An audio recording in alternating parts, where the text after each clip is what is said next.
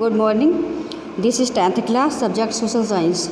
आपका ये यूनिट 3 का चैप्टर 1 स्टार्ट होने जा रहा है, यानी पॉलिटिकल साइंस का चैप्टर नंबर 1 स्टार्ट होने जा रहा है आपका पावर शेयरिंग। इससे पहले हम ज्योग्राफी के भी 2 चैप्टर कंप्लीट कर चुके हैं और उससे पहले हिस्ट्री के 2 चैप्टर आपके कंप्लीट हो चुके हैं। तो आज आपका ये चैप्टर 1 स्टार्ट होने जा रहा है यूनिट 3 का पॉलिटिकल साइंस का पावर शेयरिंग। पावर का मतलब है शक्ति और शेयरिंग का मतलब है बंटवारा, शक्ति का बंटवारा या सत्ता का बंटवारा। ठीक, तो इसका हम सबसे पहले इंट्रोडक्शन देखते हैं। इंट्रोडक्शन में क्या है कि power sharing among the 3 organs of state. Power को 3 ऑर्गन्स में शेयर किया जाता है, यानी किसी भी स्टेट की 3 ऑर्गन्स होती हैं, उनमें पावर को शेयर किया जाता है।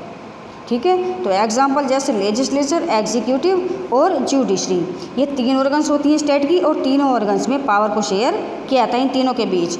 और ये 3 ऑर्गन्स क्या होती है, is very important for the proper functioning of the democracy, यानी लोकतंत्र के सही फंक्शनिंग के यानी सही कार्य की देखरेख के लिए ये बहुत ज़्यादा इंपॉर्टेंट होती हैं। यानी किसी भी कंट्री में यदि ये तीनों ऑर्गन्स हैं, लेजिस्लेचर, एग्जीक्यूटिव और जुडिशरी, तो ये इनके बीच पावर को शेयर किया जाता है, इसलिए ताकि डेमोक्रेसी का जो कार्य है, प्रणाली है, डेमोक्रेसी के जो रूल्स रेगुलेशंस है, कानून हैं, वो सही प्रकार से चलते रहें। ठीक है, देश की व्यवस्था सही रूप से बनी रहे, इसलिए इन तीनों ऑर्गन्स में पावर को शेयर किया जाता है। ठीक है, the idea of power sharing, यानी पावर शेयरिंग का जो विचार है, हैज़ इमर्ज्ड, वो उभरा कब, in opposition to the notion of undivided political power. ठीक, जब वो पॉलिटिकल पावर जो थी अनडिवाइडेड थी, है ना, उस समय ये 3 ऑर्गन्स नहीं थी, लेकिन पॉलिटिकल पावर अनडिवाइडेड थी, पॉलिटिकल पावर बटी हुई नहीं थी। उस समय में अपोजिशन में ये विचार उभरा कि क्यों ना पावर को शेयर किया जाए, है ना।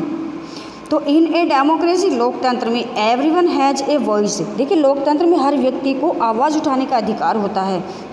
In shaping of the public policies, और पब्लिक किसके लिए, पब्लिक पॉलिसी के लिए, यानी जनता जब कोई कानून बनता है तो जनता की नीति उसमें होती हैं, उसमें हर व्यक्ति अपनी आवाज़ उठा सकता है, बोल सकता है वो उस रूल्स रेगुलेशंस के लिए। To understand how democracy is handle, यानी डेमोक्रेसी को कैसे हैंडल किया जाए और कैसे इसको समझा जाए। तो डिमांड फॉर पावर शेयरिंग, ये पावर शेयरिंग को डिमांड करने की आवाज़ उठी कि लोकतंत्र को चलाने का सही तरीका क्या है, ये सही तरीके से कैसे चले, इसलिए पावर को शेयर करने की आवाज़ उठी कि पावर को शेयर किया जाए, तभी डेमोक्रेसी ठीक रूप से अपना प्रॉपर फंक्शनिंग कर सकती है। Here we are discussing the forms of power sharing, हम यहाँ पावर की शेयर की फॉर्म को डिस्कस करने जा रहे हैं। कहाँ पे, इन बेल्जियम एंड श्रीलंका, यानी बेल्जियम और श्रीलंका ये 2 देश हैं, 2 कंट्री हैं। इन देशों में पावर को शेयर कैसे किया गया है उसकी फॉर्म को हम समझने जा रहे हैं। ठीक है, तो सबसे पहले हम एग्जाम्पल लेंगे बेल्जियम का। ठीक, ये चीज़ बेल्जियम क्या है, Belgium is a federal state in western Europe, Belgium पश्चिमी यूरोप का एक संघीय देश है। इट इज़ एरिया वाइज, ये जो एरिया है बहुत बड़ा है, एंड पॉपुलेशन वाइज, और पॉपुलेशन इसकी बहुत कम है। Smaller than the state of Haryana, यानी इसकी जो पॉपुलेशन है बेल्जियम की वो हरियाणा स्टेट से भी कम है। It has borders with the Netherlands, ये जो बेल्जियम देश है ये किस किस से बॉर्डरिंग करता है, किस किस से सीमाएँ रखता है अपने देश की, जैसे नीदरलैंड है, फ्रांस है, जर्मनी है और लग्जमबर्ग है। इन चारों देशों से इसकी बॉर्डर लगा हुआ है, इन चारों देशों से बॉर्डरिंग है इसकी। ठीक है, it's ethnic composition is very complex, यानी बेल्जियम का जो जातीय रचना है वो बड़ी कॉम्प्लेक्स है, बड़ी जटिल है।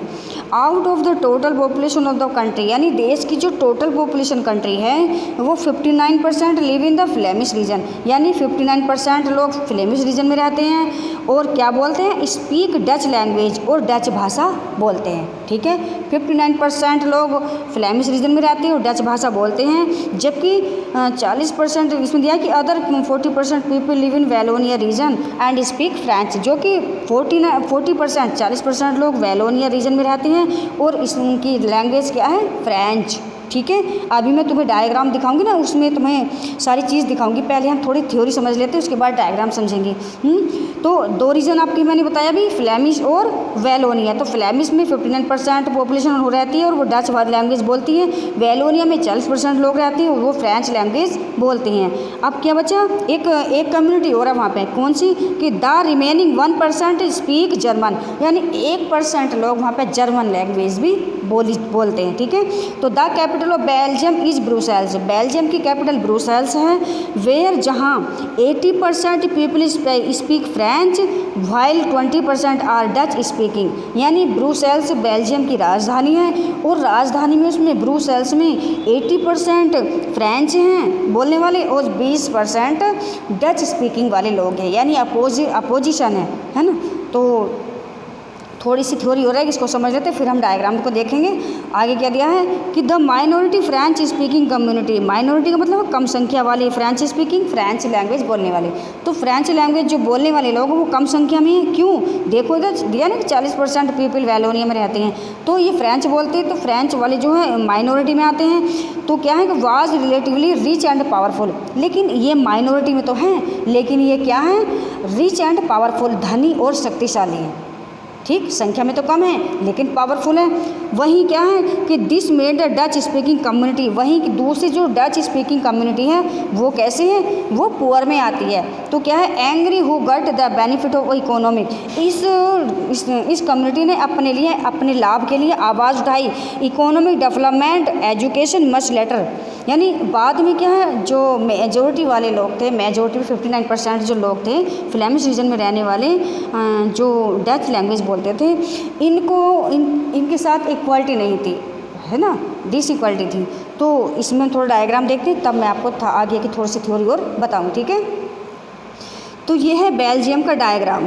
बेल्जियम जो मैंने अभी तुम्हें थ्योरी बताई आपको बेल्जियम कंट्री की, ठीक है। तो अब इसमें डायग्राम में समझ लेते हैं। डायग्राम में देखिए अभी 3 एरिया दिखा रखे हैं इसमें, 1, 2 और 3, यानी एक येलो कलर में है, एक रेड कलर में है और एक ये आपका ये ऑरेंज कलर में है ना। 3 कलर में ये 3 रीजन है। इस 3 रीजन में फर्स्ट वाला जो रीजन है येलो कलर में जो है, ये है आपका ये फ्लेमिश रीजन है। फ्लेमिश रीजन में रहने वाले, जैसे कि मैंने आपको बताया था कि फ्लेमिश रीजन में रहने वाले 59% लोग हैं, जो कि उनकी लैंग्वेज है डच, है ना। और नीचे वाला जो रेड कलर में जो रीजन है ये है वैलोनिया रीजन, इसमें 40% पॉपुलेशन है और जिनकी लैंग्वेज क्या है, फ्रेंच। ठीक है। और इसमें जो थर्ड रीजन है, तीसरा जो क्षेत्र है ये 1% है, जो मैंने अभी बताया था आपको, ये इसमें जर्मन लैंग्वेज बोली जाती है। 1% पॉपुलेशन जर्मन भाषा बोलती है। ठीक है, ये चीज़। तो बेल्जियम में 3 जातीय समूह रहते हैं, तीनों के एरिया अलग अलग हैं, तीनों में दिखाए गए हैं, लेकिन मेजोरिटी में कौन है, डच स्पीकिंग वाले, माइनॉरिटी में कौन है, फ्रेंच स्पीकिंग वाले और 1% जर्मन लैंग्वेज वाले। तो ये आपका डायग्राम आपको मैंने इसलिए दिखाया ताकि डायग्राम से अच्छे से ठीक से समझा जा सके। ठीक है, ये चीज़। अब हम इसमें ये देखेंगे कि बेल्जियम की जो कैपिटल है ब्रुसेल्स, वो कहाँ है। तो ये जो आप देख रहे हैं, ये जो आपको ये जो रेड कलर में छोटा सा है डायग्राम है, इसके अंदर यानी जो ये फ्लेमिश रीजन है येलो कलर में, इसमें जो ये रेड कलर है ये ब्रुसेल्स क्या है, कैपिटल है किसकी, बेल्जियम की। बेल्जियम की राजधानी ब्रुसेल्स है। ये ब्रुसेल्स में अपोजिट है, यानी कंट्री में देश में क्या है 59% मेजोरिटी में है, तो ब्रुसेल्स में वो माइनॉरिटी में है। अब जो कंट्री में 40% माइनॉरिटी में है, वो ब्रुसेल्स में मेजोरिटी में है। तो ये तो था आपका डायग्राम। ठीक है, अब थोड़े से और पढ़ लेते हैं इस टॉपिक में। अब हमें देखना ये है कि tension between the French and Dutch communities, मतलब टेंशन मतलब तनाव क्यों हुआ, किसके, फ्रेंच और डच कम्युनिटीज़ के बारे में, दोनों के बारे में टेंशन क्यों डेवलप हुई, जबकि 3 कम्युनिटीज़ हैं बेल्जियम में। तो इसको समझ लेते हैं कि the social disparity lead to tension between Dutch and French speaking community during 1950 और 1960, यानी 1950 से लेकर 60 के बीच में इन दोनों कम्युनिटीज़ के बीच में टेंशन डेवलप हो गई, एक सोशल प्रॉब्लम खड़ी हो गई। क्यों, एक दूसरे की अथॉरिटी को लेकर। अगला पॉइंट है हमारा एकोमोडेशन इन बेल्जियम, बेल्जियम में सामाजिक विविधता। ठीक है, तो इसमें हम सामाजिक विविधता देख लेते हैं। द बेल्जियन लीडर्स टूक अ डिफरेंट पाथ, बेल्जियम के जो लीडर्स थे उन्होंने एक रास्ता अपनाया ताकि टेंशन डेवलप ना हो।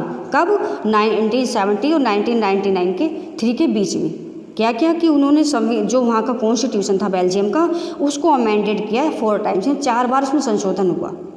तो सब क्या हुआ उसमें, लीडर्स ने, वहाँ के बेल्जियम जो लीडर्स थे उन्होंने कौन सा रास्ता अपनाया, कौन कौन से रूल्स रेगुलेशंस बेल्जियम के कॉन्स्टिट्यूशन के अमेंडेड होने के बाद लागू हुए।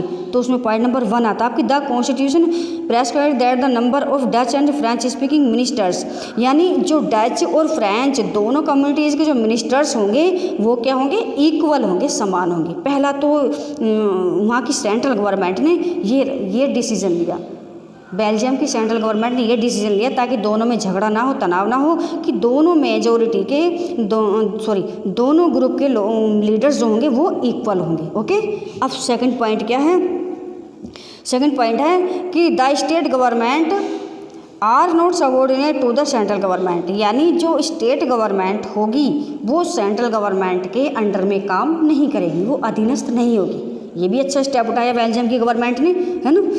तो more powers of the central government, यानी जो ज़्यादातर पावर है वो सेंट्रल गवर्नमेंट के पास होगी, लेकिन has been given to the state government 2 regions of the country, लेकिन उसको 2 क्षेत्र जो स्टेट, 2 स्टेट कौन कौन से, एक वैलोनिया है, एक फ्लेमिश है, इन 2 स्टेट को भी उसको पावर छोड़नी होगी। ठीक है, सेंट्रल गवर्नमेंट को, ठीक, स्टेट गवर्नमेंट को देनी है ये चीज़। पॉइंट नंबर 3 में क्या आता है कि Brussels has a separate government, Brussels में एक अलग अलग प्रकार की सरकार है जिसमें दोनों जो हैं डच और फ्रेंच क्या करते हैं, इक्वल रिप्रेजेंटेशन देते हैं, दोनों की इक्वलिटी है। कहाँ? वहाँ की संसद में। ठीक है, अब आता आपका पॉइंट नंबर 4 में क्या है, apart from the central and state government, यानी इसके अलावा सेपरेट गवर्नमेंट के अलावा जो सेंट्रल और स्टेट गवर्नमेंट है, कहाँ की, बेल्जियम की, ब्रुसेल्स की, तो वहाँ क्या है, there is a third kind of government, वहाँ तीसरे प्रकार की एक सरकार और है। इन 2 से अलग एक तीसरे प्रकार की सरकार और काम करती है ब्रुसेल्स में, वो क्या है, कम्युनिटी गवर्नमेंट। ठीक है, तो कम्युनिटी गवर्नमेंट में क्या होता है कि it is elected by people, community government क्या करती है, लोग इलेक्टेड होते हैं और क्या करते हैं, इलेक्शन लड़ते हैं। तो इसमें क्या है, वो अपनी लैंग्वेज कम्युनिटी के बेस पे अपने ही लीडर को वोटिंग कर सकते हैं, एक ही भाषा को बोलने वाले लोग अपने ही मंत्री बना सकते हैं। तो जैसे डच है, फ्रेंच है और जर्मन है, तो जो डच बोलने वाला है या फ्रेंच बोलने वाला है, जर्मन भाषा को बोलने वाला है, वो किसी भी लैंग्वेज को बोलने वाला हो, वो केवल अपनी कम्युनिटी को ही वोटिंग कर सकता है। ये ब्रुसेल्स की एक विशेषता है। तो इसमें क्या है कि the government has the power regarding, वहाँ की सरकार को यानी कम्युनिटीज गवर्नमेंट को एक अधिकार और भी मिला है, कल्चरल रूप से, एजुकेशनल और लैंग्वेज रूप से, यानी अपनी भाषा के आधार पर, शिक्षा के और संस्कृति के आधार पर वो अपने नियम कानून बना सकती है। तो ये तो था बेल्जियम का एकोमोडेशन। अब नेक्स्ट पॉइंट में हमारा टॉपिक रहेगा श्रीलंका के बारे में। ये टॉपिक कल हम इसके बारे में तुम्हें बताऊँगी। तब तक के लिए थैंक्स।